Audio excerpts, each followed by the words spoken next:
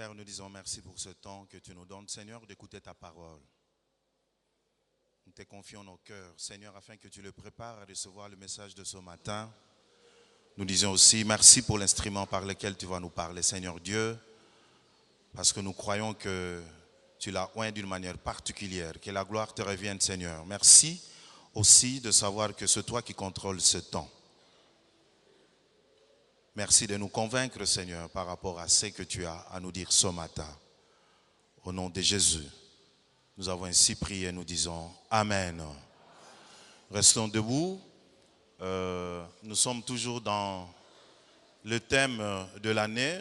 La mort et la vie sont au pouvoir de la langue. Et ce dimanche, nous commençons le thème du mois, le sous-thème du mois, que nous avons intitulé « Ces langues trompeuses qui nous influencent ». Ces langues trompeuses qui nous influencent. C'est le thème du mois.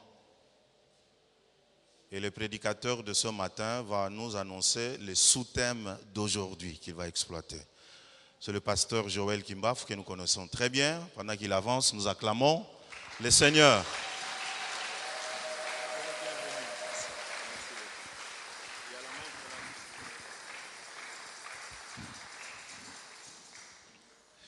Nous pouvons nous asseoir. Bonjour chers frères et sœurs.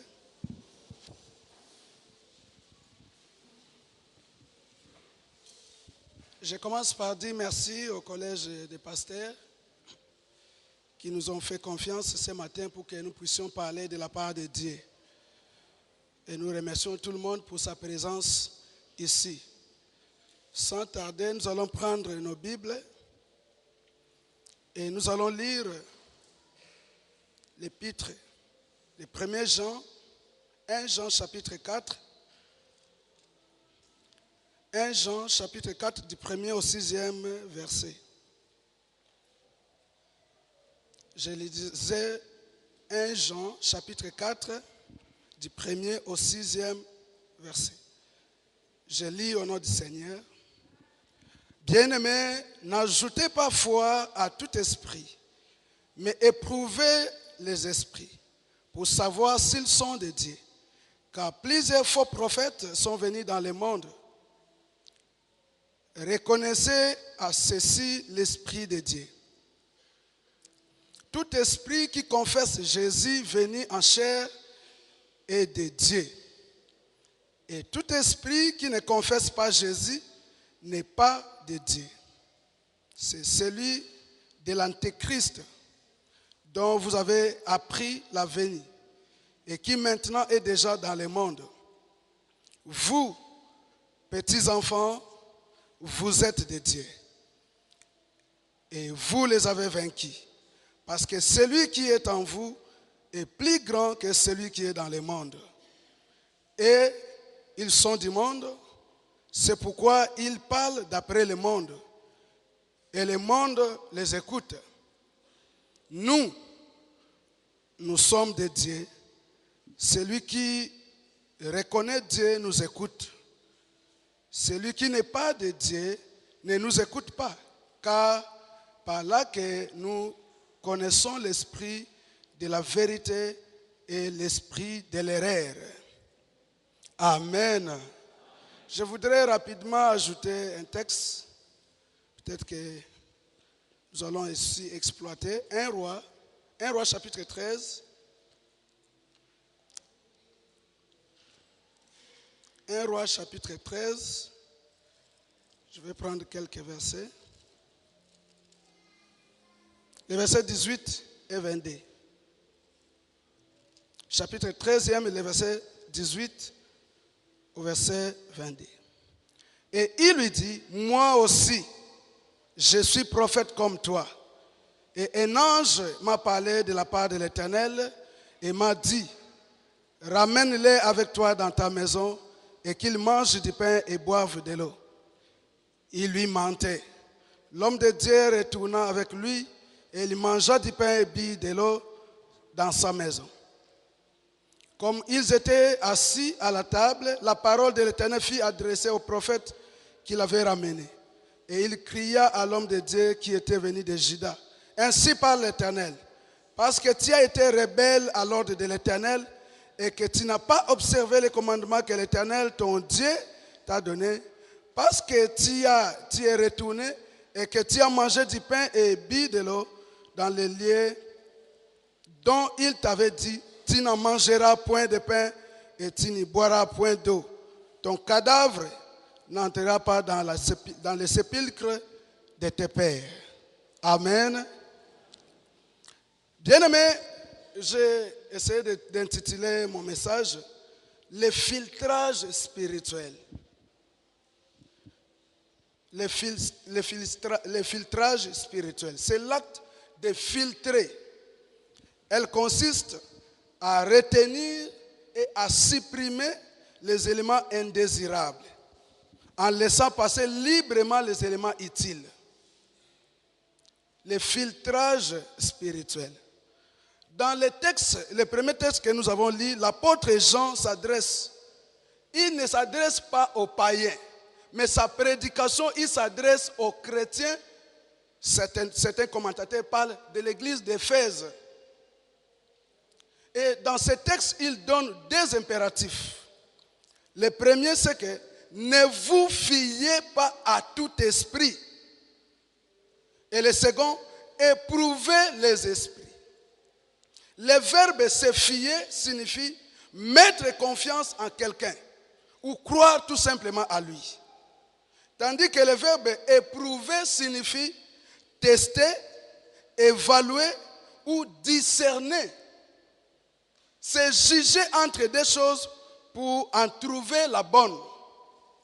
Jean appelle les fidèles de l'église d'Éphèse à discerner entre son message qu'il leur avait déjà prêché et le message de ceux qui avaient quitté l'église auparavant.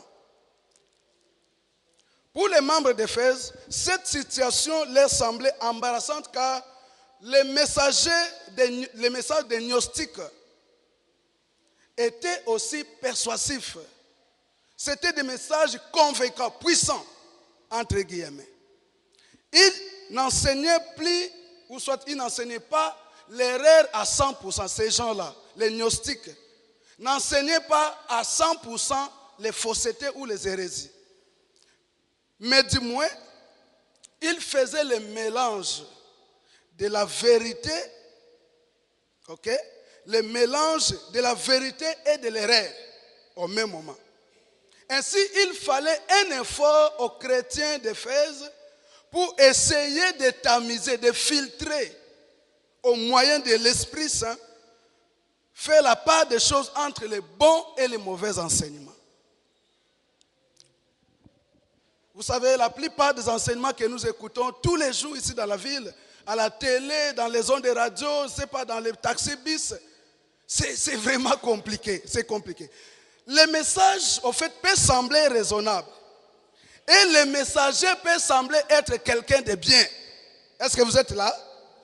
Cependant, le message de vie et de la vérité, et le messager n'est pas toujours ce qu'il prétend être.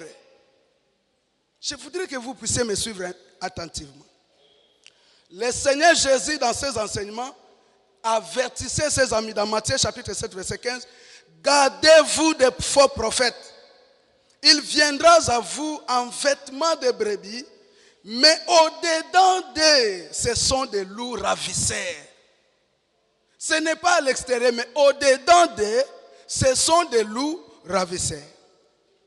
L'apôtre Jean est en train de mettre en garde les chrétiens de ne pas croire aveuglément à ce qu'il qualifie ou qu'il appelle les antichrists, les faux prophètes.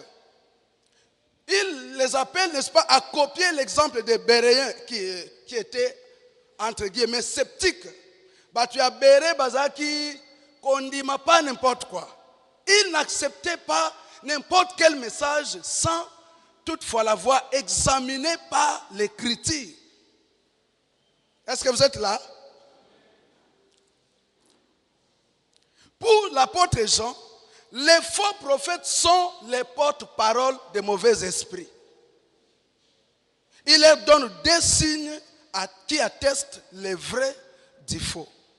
D'abord, il dit au verset 2, tout esprit qui confesse Jésus-Christ venu en chair est de Dieu. Tout esprit qui confesse que Jésus-Christ est venu en chair sur la terre, cet esprit est de Dieu. Alors que les sécessionnistes déviaient en quelque sorte l'enseignement des gens, surtout en ce qui concernait la nature de Jésus.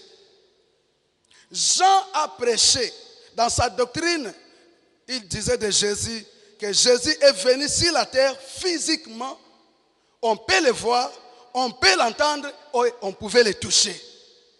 Il prêchait Jésus, fils de Dieu, et Dieu lui-même. Il prêchait que Jésus était notre avocat auprès de Dieu. Il prêchait le sacrifice expiatoire pour nos péchés.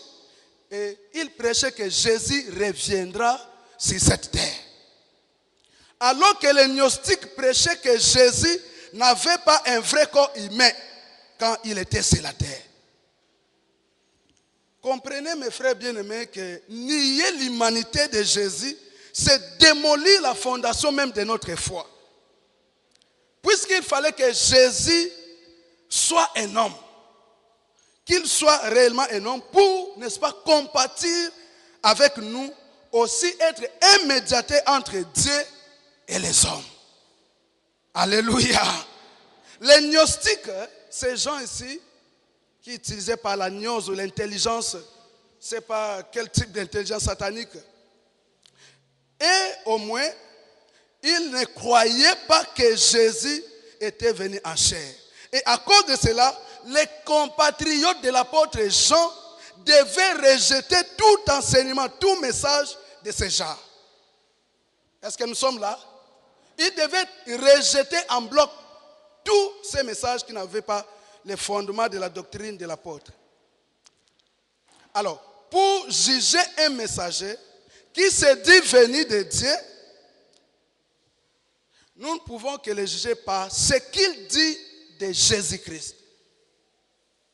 Quelle est sa conception de Jésus? Comment il aperçoit la divinité au même moment et l'humanité de Jésus? Alors, tout enseignement qui n'était pas en accord avec l'enseignement de l'apôtre Jean, Jean le qualifie d'un enseignement qui tirait sa source en Satan. Alléluia. Le deuxième point, au verset 3, il dit, tout esprit qui ne reconnaît pas Jésus, c'est Jésus-là, dont l'apôtre Jean prêchait, cet esprit ne vient pas de Dieu.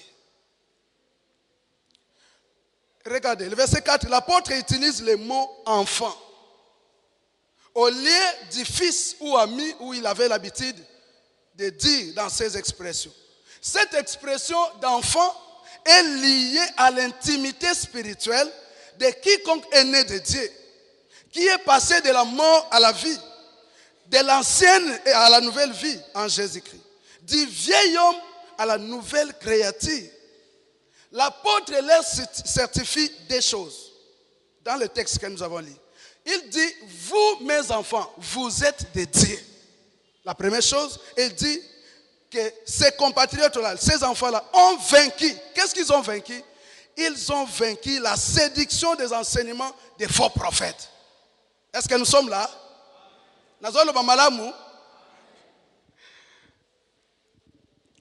Comprenez que pour combattre les faux enseignements, il faut en connaître les vrais. C'est ça la vérité, non? Vous ne pouvez pas combattre les faux si vous êtes ignorant du vrai. Si les compatriotes des gens, les fidèles dont prêchait l'apôtre, ont vaincu l'antéchrist, c'est parce qu'ils possédaient et étaient habités par l'Esprit Saint. Ils possédaient et ils étaient habités par l'Esprit de Dieu. Le verset 5, si les destinataires des gens sont de Dieu, les égarés, les faux pasteurs, les faux frères, les faux sœurs sont du monde. C'est l'apôtre qui le dit. Ils sont du monde, c'est-à-dire qu'ils appartiennent au monde. L'apôtre emploie dans ces contextes, dans la péricope que nous avons lue, il emploie le mot monde 6 fois. Ici, le mot monde signifie tout simplement tout ce qui s'oppose à Dieu. Or, le vrai message de la Bible, les péchés, les salis, n'est pas acceptable aux yeux du monde. Est-ce que nous sommes là? Ce message-là, cette prédication est une folie à ceux qui périssent. Ils périssent dans l'ivresse de leurs péchés. Mais pour nous, enfants de Dieu, ce message, nous qui sommes sauvés, elle est une puissance de Dieu. 1 Corinthiens chapitre 1, verset 18. Comme vous le savez, frères et sœurs, le péché nous met dans une situation inconfortable dans la présence de Dieu. Vous savez, Jonas ne fouillait pas les Ninivites, il ne fouillait pas, c'est pas les équipages du bateau. Il fouillait la présence de l'Éternel. Le verset 6 commence par nous. Nous. Ici, Jean parle de lui-même, mais aussi des autres apôtres de Jésus, témoins oculaires de l'œuvre du salut. Il donne 3 profils du vrai enfant de Dieu.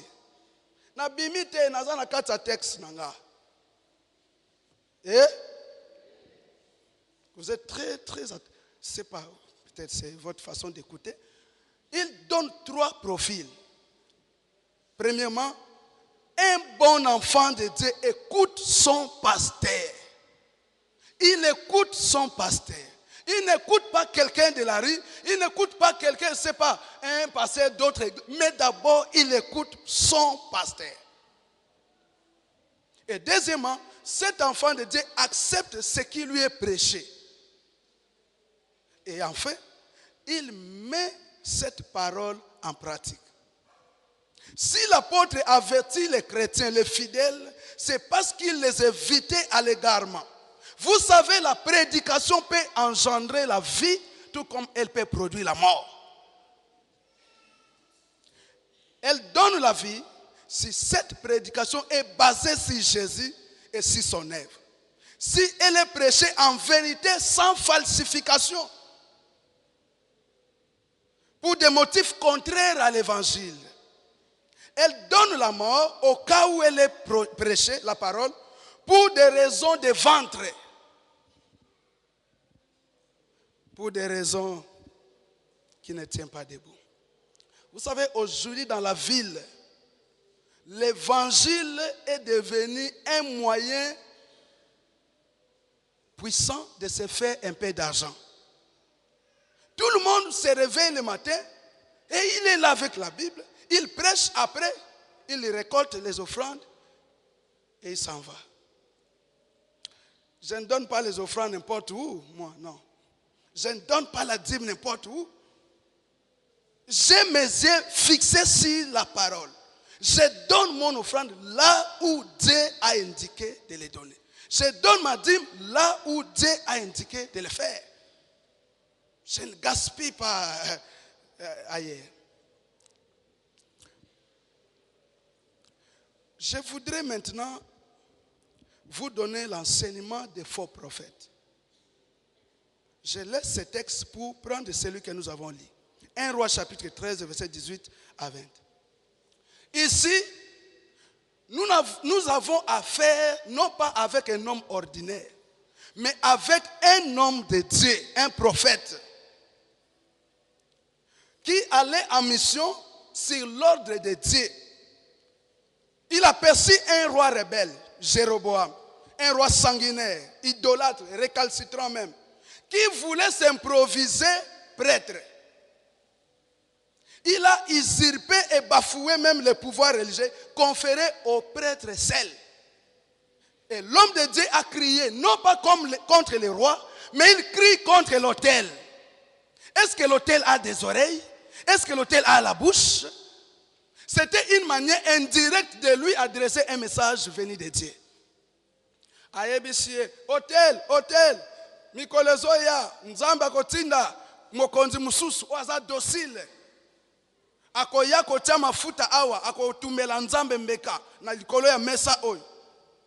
Et quand il disait ça, Jéroboam, au lieu de s'humilier, il se fâcha. L'homme naturel n'accepte pas la réprimande de Dieu. N'avoue pas la correction. Si on donne un message de tel genre, les lois BBC, les lois bien Kamata, joie, non. C'est dévoler ces sortes de messages. Il faut donner un enseignement qui fait asseoir. Nous sommes là. Il a ordonné l'arrestation de l'homme de Dieu, du prophète. Et le prophète lui a dit, puisque tu m'as agressé, la main là va rester paralysée. Et la main du roi était restée suspendue. Il ne savait pas à Zongi Sangoboy. Jusqu'à ce que le Messie a dorloté le prophète à Sambeli Ponaye, ne le boko Zongi. Maintenant, cet homme de Dieu, ce prophète de Dieu, va se faire confronter, va faire une confrontation sacerdotale entre lui face à Jéroboam et les prêtres de Olié, c'est-à-dire les prêtres de Baal, les dieux des mouches, Nzambe ya biloko akopola, où il y a beaucoup de fourmis qui viennent. Et si ka eloko akopola ezali, banzinzi bayaka ebele. Est-ce que nous sommes là? Ici, le prophète, quand il a fait cette confrontation, il a remporté la première victoire. Il passe avec succès le cap de la première épreuve. Nzambe mutatindie. Regardez le premier piège qu'il va rencontrer. L'invitation à la table du méchant monarque et à la promesse des cadeaux. Le roi lui a dit, viens chez moi. Je vais te donner des cadeaux, tu vas manger avec moi, Il lui a promis autant de choses. Mais curieusement, cet homme de Dieu a décliné l'offre. Il déclina les grandes offres de sa vie. La plus grande opportunité de sa vie. Vous savez, rencontrer un chef d'État. Je ne sais pas c'est d'aujourd'hui. Au moins,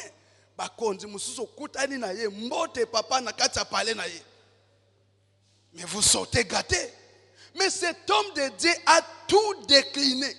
Parce qu'il voulait rester avec le premier message que Dieu lui avait annoncé. C'est pourquoi l'apôtre Paul affermissait les chrétiens dans 1 Corinthiens chapitre 10 verset 13. Il dit, aucune tentation ne vous est survenue qui n'ait été humaine. Et Dieu qui est fidèle ne permettra pas que vous soyez tentés au-delà de vos forces. Mais avec la tentation, il prépare aussi les moyens d'en sortir afin que vous puissiez la supporter. Cet homme a évité cette séduction. Les premiers pièges, il a déjoué et il a remporté la victoire. Curieusement, l'homme de Dieu va commencer à céder petit à petit, lentement. Premièrement, il a divulgué le secret que Dieu lui avait donné. Il lui avait dit,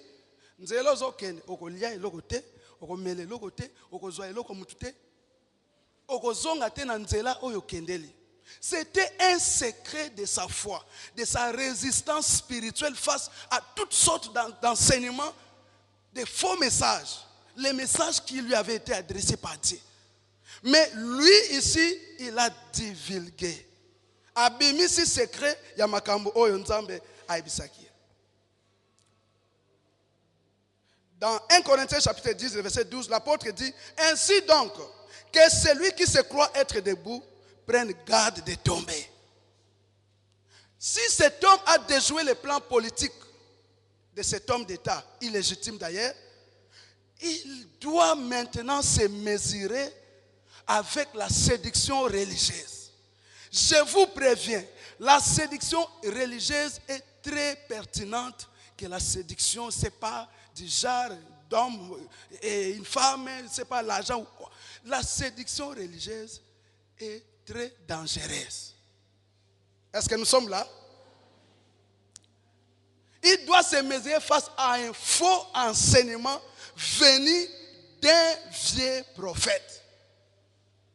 Un prophète chevronnier. Et le vieux prophète a appris le succès, l'endurance, la foi du jeune prophète. Il a entendu, on lui a dit, ah, prophète Wana, moyete, ah, gaso Wana, ah, frère Wana, zo mata, ah, tout ceci. Il a appris. Il a appris comment il a défié le roi Jéroboam, un roi rebelle, sanguinaire. Mais l'homme de Dieu l'a défié parce qu'il avait le message en lui.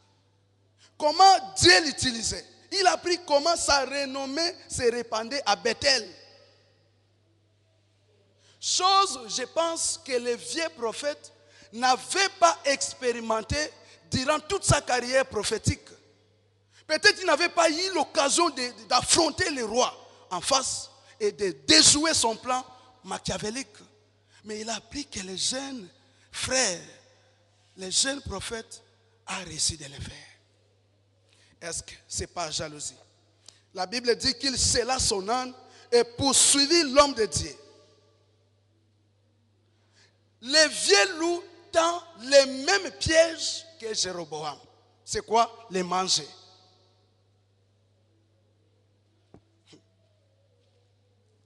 Et il a encore repris le secret en disant tout ça, tout ça. Écoutez maintenant un évangile faussé, un message tordu, un message falsifié, inventé même par la tradition humaine.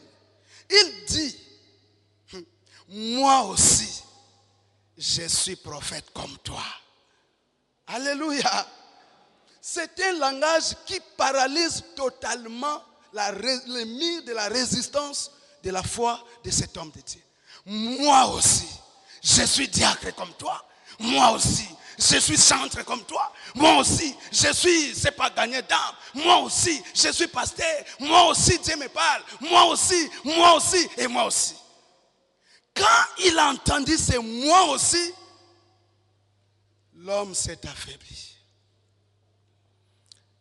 Il s'est affaibli. Voici comment le vieux prophète qui réussit à arrêter une carrière florissante de l'enfant de Dieu. Avec les moi aussi. Nous avons aujourd'hui des pasteurs sorciers, magiciens, des chrétiens ivrognes, idolâtres, impudiques même. Nous en avons de tout genre. Mais qui se dit, moi aussi, moi aussi, moi aussi. Pour que quelqu'un vous séduise, il va vous dire, moi aussi. Moi aussi, je suis chrétien comme toi. Moi aussi, je prêche la même Bible. Je prêche les mêmes évangiles. Il l'a endoctriné. Il continue dans ses propos. Oh, un ange m'a parlé en ces termes de la part de l'Éternel. Ramène-les avec toi dans ta maison pour qu'ils mangent du pain et boivent de l'eau. La Bible précise qu'il mentait. Il s'est servi du nom de Dieu pour bien mentir. Il y a des gens qui se servent du nom de Dieu pour faire de n'importe quoi.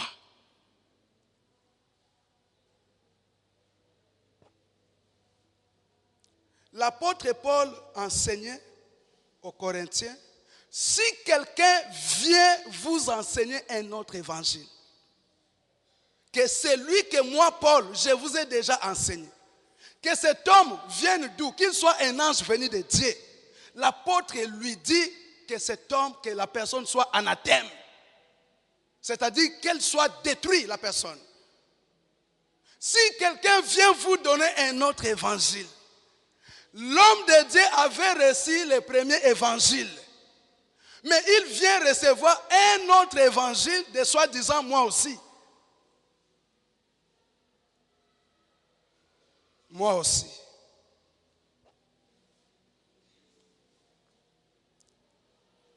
Vous devez retenir, frères et sœurs, que Dieu ne se contredit pas.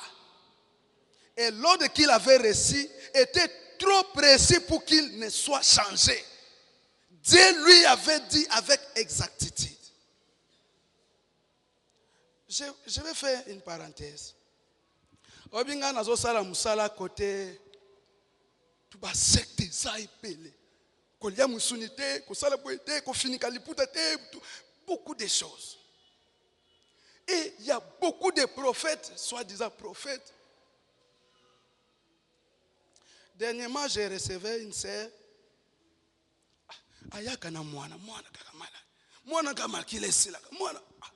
Nous avons tout fait, nous avons prié. Mais la situation ne changeait pas. Un jour, j'ai réfléchi. Le Seigneur a mis à mon cœur une parole.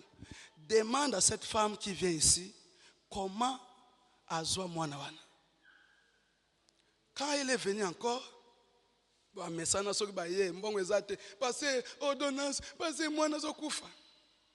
je suis maintenant là, contraint à Zotambonga Wenza Mama, Nasunganan Mutuana. Tobandi au solo, je lui ai posé la question. Je l'ai vu à Tchemoutounase. Elle a pleuré. Après, il me dit, pasteur, ce n'est pas l'enfant que j'ai eu avec mon mari qui est dans la maison. J'ai eu cet enfant avec un prophète. Namakala, comme Nazako Zoazemite, Totambola, pasteur, Totambola. La kisinga prophète moko. Nakeko mona na ba entretien na bango, bazozwaka ba rendez-vous, malembe. Dans un premier temps, l'homme s'est monté comme quelqu'un de sérieux. Des fois, foutre les transports zonga, des fois. Nzoka a ça qu'on préparé. Et en fin de compte, il va lui dire, tu vois, pour que tu aies un enfant, il faut que la sémence prophétique.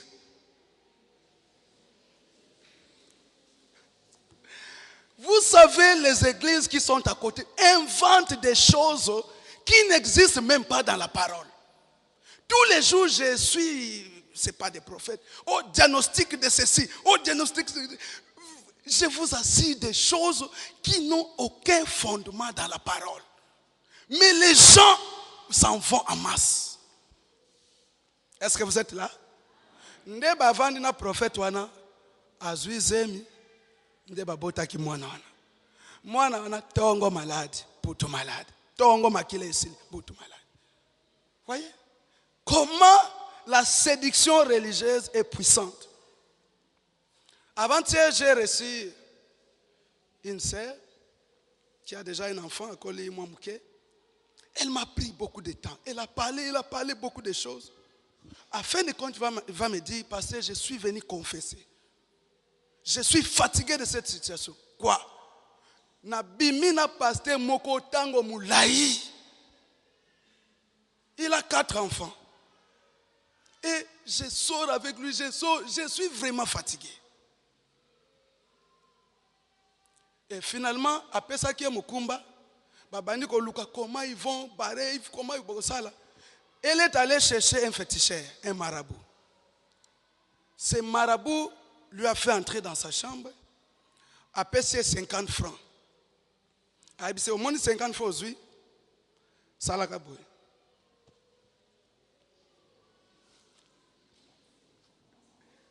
Et la grossesse est disparue. Zemi et limwe. Ake ozongi la terre satali ezate. Depuis lors, la sœur a cherché l'enfant. Il a cherché à gauche, à droite, au nord, à l'est. Moanayakate. Voyez comment je vous dis, mes frères et sœurs, l'église est pourrie aujourd'hui. L'église n'a plus sa place. Ils ont joué le sous-rôle d'un côté. Et Jean qui prend le pouvoir d'avertir l'église face au gnostique. Je vais citer.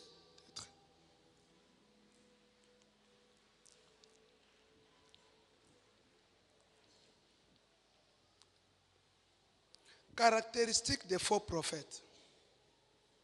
Retenez tout simplement que les faux prophètes vendent les salis.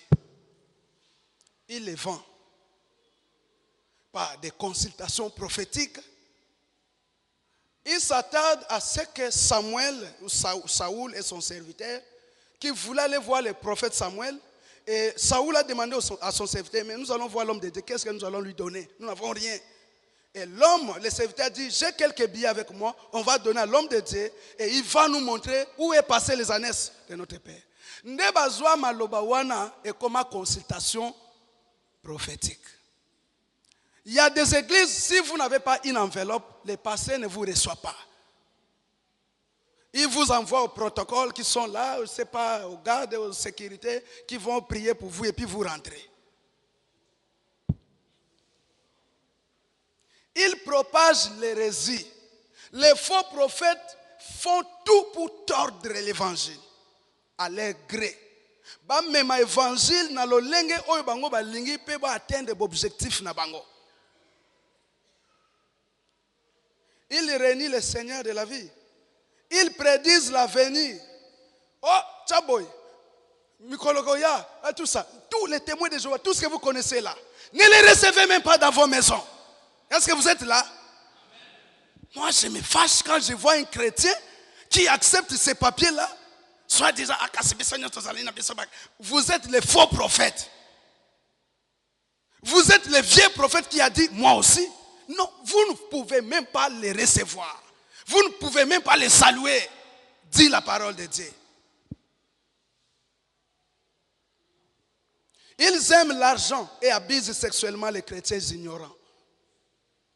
Leur message est comme kende abuti wapi abuti akozongela makambo ya mbongo. Ba pona kamwa ba verset ko pona ko luka intérêt oya bango. Et ils profitent de la faiblesse, de l'ignorance des chrétiens qui ne lisent pas la parole de Dieu pour abuser d'eux sexuellement et en faire leur proie. Je vous ai dit que l'apôtre Jean constatait que ces gens-là ne prêchaient pas la fausseté à 100%. Il y avait le mélange de la vérité et les faussetés. Bazo sangisa, ezoleka. Regardez là où on prêche des faux messages. Comment les femmes se déversent. Tout ça parce que la parole de Dieu n'a pas mis de racines dans votre cœur. Vous vous laissez emporter par quoi que ce soit. Vous vous laissez gober des choses qui n'ont même pas de fondement dans la parole de Dieu.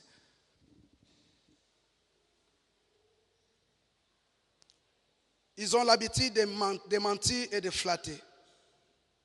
Ils parlent avec arrogance et orgueil. Moi, je suis le grand. Il y a de l'éclat. Il y a des masses. Il y a quelqu'un qui a dit, on reconnaît les vieux prophètes, les vrais prophètes. Un vrai prophète, c'est celui qui est caché. Il ne veut pas se faire voir par apparence. Combien de faux prophètes sont ici? Ont des véhicules, ont des richesses, je ne sais pas de quel genre. Non, je ne dis pas qu'avoir des richesses, c'est être un faux. Non, je ne dis pas ça. Mais la plupart des faux prophètes sont des gens riches, mais qui profitent de la richesse injustement sur le dos des brebis du Seigneur. Tambola, comme on a dans l'église, banda kotong, et c'est la kate. Mais les gens donnent. Le temple est suspendu.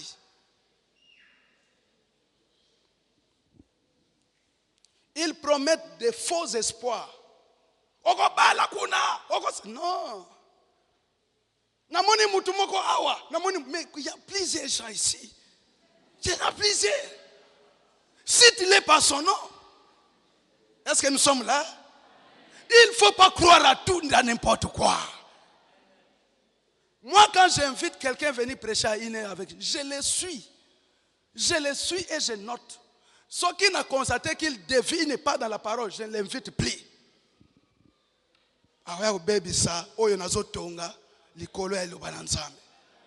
Je ne l'invite plus. Même des chevronniers de notre église, il ne prêche que par expérience. Quand il n'a pas le temps de s'asseoir et chercher, prendre les lunettes de la parole. Chercher, qu'est-ce que je vais donner? Non, il s'est dit déjà, il y a un passage. Et par là, il tombe dans des faiblesses, dans des hérésies et dans des choses inutiles.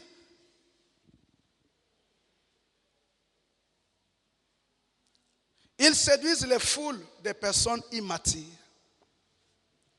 Suivez les prédicateurs de Kinshasa. quelqu'un peut-il faire 100 jours sans manger et rester en bonne santé avec une bonne mine? C'est une question que je vous pose. Donc, il a clôturé à 100 jours. Même si on disait, si nous avons 3 jours de jeûne, vous n'allez pas venir. Vous allez fuir.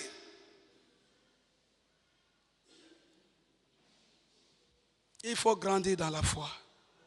Alléluia. Il faut quelqu'un, quand il vient, il vous prêche, vous l'écoutez. Mais vous examinez ce qu'il dit. Il ne faut pas tout prendre. Ils minimisent la gravité du péché dans leurs enseignements et des conséquences qui en découlent. Ils minimisent le péché alors que le péché est grave que l'arme. Est-ce que vous êtes là? Mais Bango Bako, ils caressent le mal. À un moment donné, quand je prêchais, il y avait des gens. J'ai vu des bandits qu'on craignait dans les quartiers venir à l'église. Des fois, j'ai sécurisé les paniers des offrandes. J'ai vu des gens venir. J'ai vu des gens venir. Et les gens nous ont taxés de tout et de rien. Mais quand j'ai pris le message du pardon, du péché, du salut, tous sont fouillés. Vous allez comprendre ces choses. Tant qu'on a bandit qu'on a paralysé entre le péché et la grâce de Dieu, les gens se sont dit, bisoto yela qui délivrance. Oh maté oyo susu. Yandengenini bakimi. Et ceux qui sont restés, ils acceptent la vraie parole. Si Dieu nous convainc de prêcher ainsi, nous la prêchons. Nous ne sélectionnons pas des choses à prêcher pour satisfaire à quiconque. Est-ce que vous êtes là?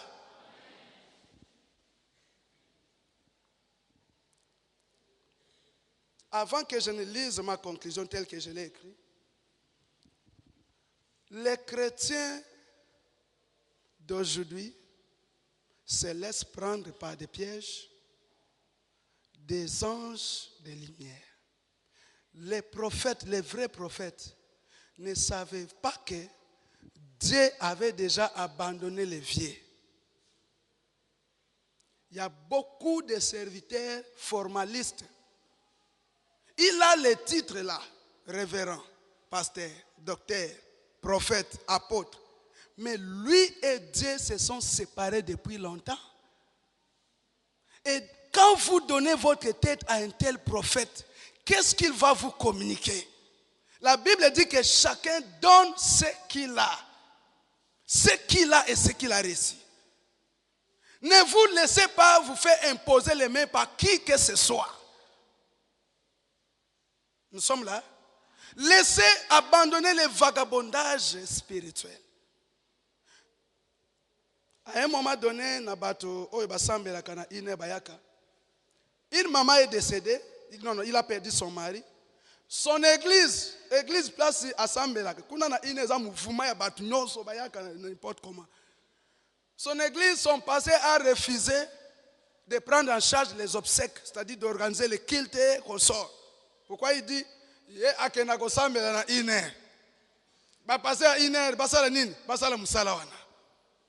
quand j'ai appris ça, je me suis dit, oh, mais quel genre de ce pasteur qui abandonne sa brebis? Ok, peut-être il peut avoir raison. Parce que tout le monde ne veut pas que les brebis aillent manger là-bas parce que et nous-mêmes nous sommes en charge, tout ce que nous pouvons faire. Je voulais dire ceci. Tout ce que vous allez entendre de la bouche de votre pasteur, c'est ce qui va produire la vie en vous. C'est ce qui va produire les miracles à vous. N'ayez pas la perception aveugle des miracles. Tous les miracles ne viennent pas de Dieu. Est-ce que vous êtes là?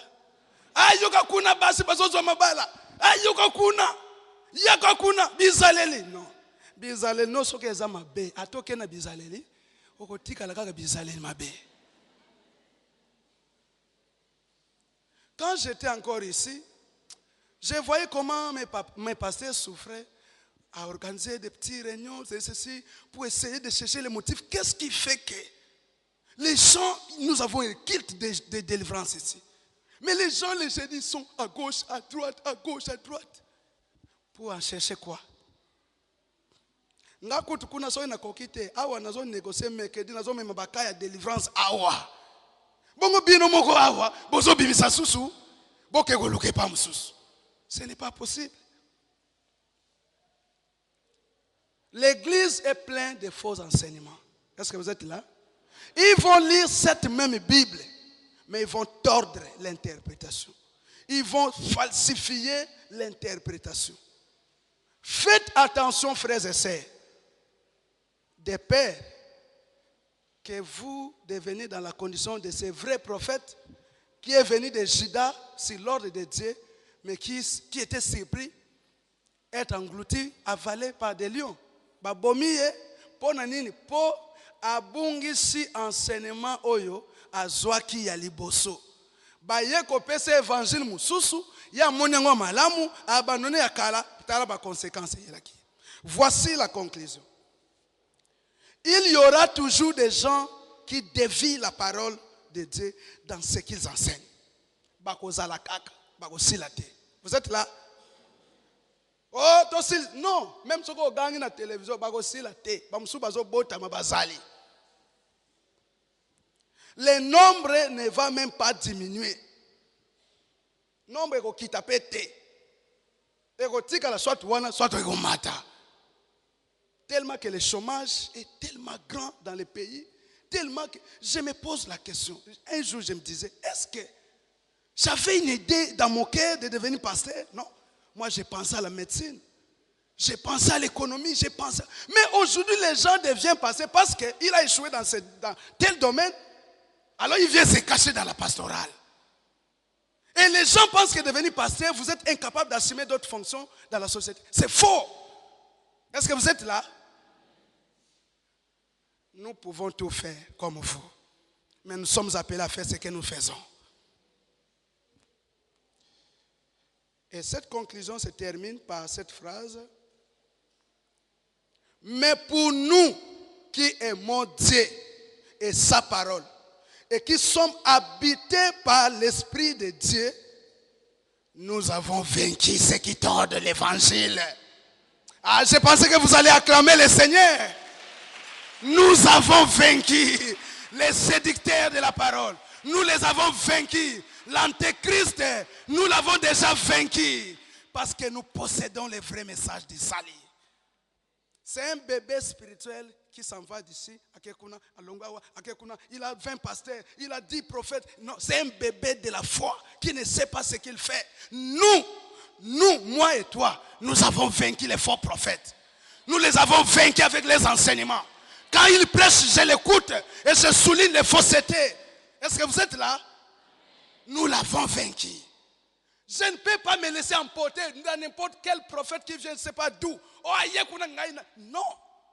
Non. Je suis son introduction et je commence déjà à distinguer s'il est du vrai et s'il est du faux.